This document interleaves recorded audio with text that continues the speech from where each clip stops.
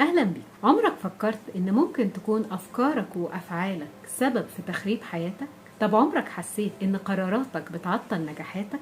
هل سبق ولقيت نفسك بتخرب علاقاتك؟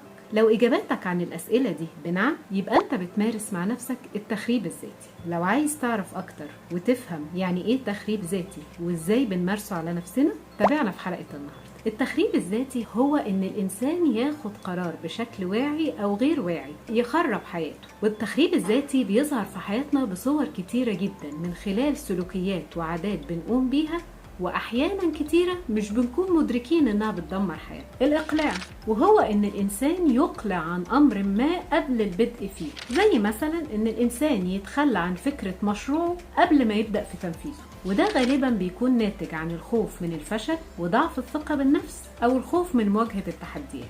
تاني حاجة المقاومة، وهي إن الإنسان يقاوم التغيير اللي بيحصل في حياته بشكل عام، وده بيمنع فرص نموه وبيعطل نجاحه، وده غالبا بيكون ناتج عن الخوف من عدم الارتياح اللي بيسببه التغيير.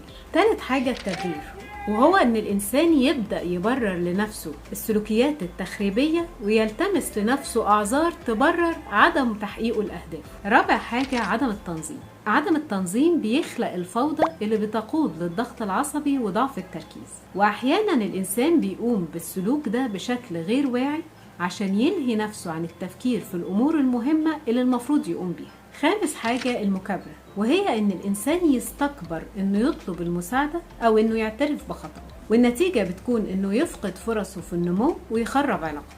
سادس حاجة هي اصدار الاحكام، ان الانسان ينشغل باصدار الاحكام على الاخرين للهروب من مواجهة نقائصه الشخصية.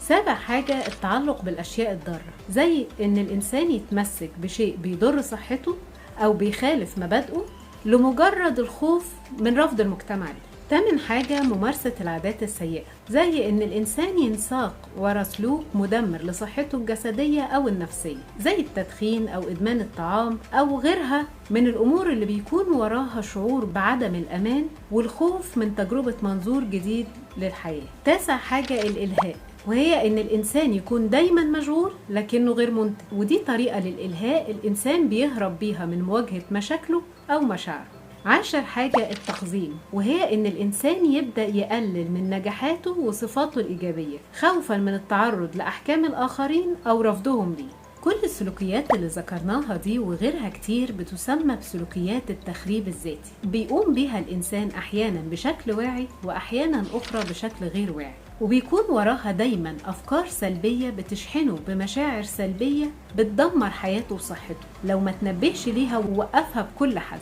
لو اكتشفت انك بتمارس مع نفسك سلوكيات التخريب الذاتي، تقدر تتواصل معايا عن طريق رسائل الصفحة علشان نبدأ نوقفها ونتصدى ليها بكل حذر وتلحق اللي باقي من حياتك وصحتك. أخيرا، كونوا دائما معافين. أشكركم.